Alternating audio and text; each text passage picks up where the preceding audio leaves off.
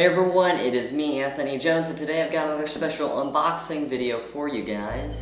This time I'm going to be unboxing the Canon EFS 24mm f2.8 STM lens. This is a great lens from Canon, and I just knew I wanted to pick it up. And if you are wanting to purchase this lens, I've got a link in the description to where you can purchase it.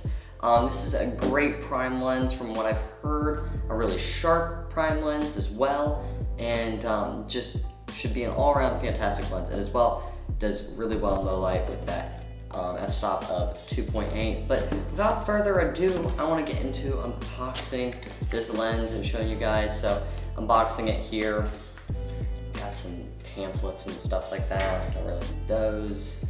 And unboxing it is pretty simple, and it's not much to it. There's just some cardboard and get right into the lens. This is a really, really awesome lens. Let me move the box down here. Now, this is super duper tiny. If you haven't already seen, and they actually gave it the nickname the Pancake Lens. It's also a nickname that Canon puts on in their descriptions and stuff like that, because it is just so, it's just so tiny. Like, it's crazy. Putting on manual focus right now, and it's just awesome, an awesome lens. It's got a really nice focus ring. It's an STM lens, so it should have that really awesome and fast autofocus, and should work really well when paired up with a camera with dual pixel autofocus like my SL2 that I'm using here. And as you can just see, it's just so crazy how thin it is. And it's crazy like the way it looks as well. And once I put this thing on the camera, it's gonna look super duper weird. It's a crazy, crazy lens. In order to give it a comparison, a size comparison, I've got my 18 to 135. I wish I could have compared it to my 18 to 55 millimeter, but that's what I'm using right now on the camera. And as you can see, it's just insanely tall compared to it, and it's literally just insane. The size of the lens ring area for filters is a 52 millimeter, and that is about it. I should also mention that this lens only works with APS-C or Canon cropped sensors. So if your camera does not have that sensor type, mine luckily does. I did my research. But if your lens on your Canon camera is not a cropped sensor, then this lens will just not work for it in general. It will not fit on it and stuff like that. But one of the downsides with this lens is it does not have image stabilization like most zoom lenses do. But since I'm going to be mainly using this for downstairs in order to bring in more light and lower my ISO, which right now I have at 800, I'll get into that later, but I don't know, should be a really, really awesome lens, and I hope it works really, really well. So without further ado, let's jump into the lens, and I'm gonna pair this one and put it right on my Canon SL2 right now.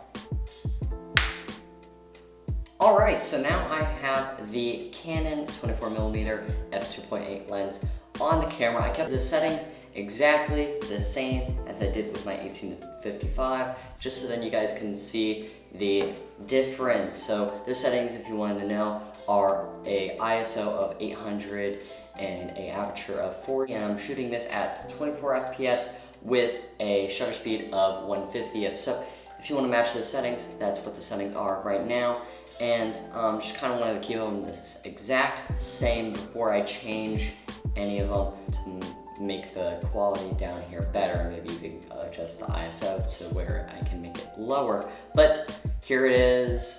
Put it up there, and it should focus on it, which is really nice. I did put it on autofocus mode. It should be focusing really, really well, just as good as this lens, because this is also 2.8 STM lens. But I should also mention that a really good feature about this lens, and that makes the quality better, is that it is a metal plate, unlike my kit lens, which is a plastic plate.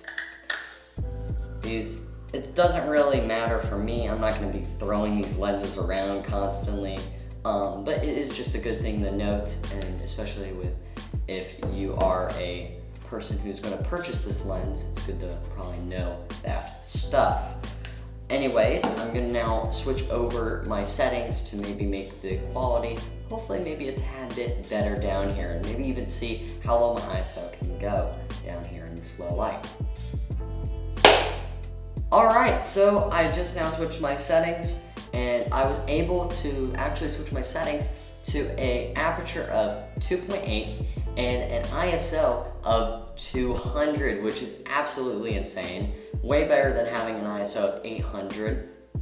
And it's crazy to think that in this low light situation, I was able to squeeze that much performance out of this lens and camera combo.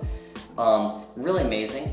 Really better than having this lens, and as well the sharpness of this lens compared to this lens should be better, and that'll be more seen on more close-up stuff and close-up cinematic shots, and I want to do more outdoor shots, so let's switch over to an outdoor environment.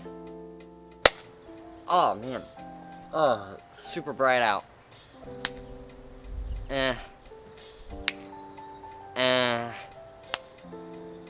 Better. Alright, so I'm now outdoors, and I got my sunglasses on, of course, because it's stupid bright out here. It's right in the morning. And this is basically what the lens is like. My settings right now is I have an aperture of 11, and my ISO is down to the lowest 100. And again, this is what it looks like. This is the best settings I could get. And as well, it's not going to really show any justice for its amount of bokeh that it has when you have it on a f-stop of 2.8. So, you know, it's not going to really give it justice, but this is just what it looks like. It should be a very, very sharp lens right now. And to compare it, and this is the 18 to 55mm kit lens, so I cannot tell the difference right now, but you guys will, and I will once I start editing this video. Though this lens right here is going to be my primary lens when shooting anything indoors, such as product reviews like this one. So I cannot wait to start using it, and of course, if you guys want to stick around to the end of the video, I'll have some awesome cinematic footage using this lens. Again, if you guys enjoyed this video, please subscribe. Super appreciate when people subscribe to my channel. And if you want to make sure that you get all notifications of mine, you can click the bell. If you have any questions, please leave a comment down below. I'll make sure to answer any of your questions that you have about this lens. And again, thank you guys for watching, and come back with you with some more product reviews.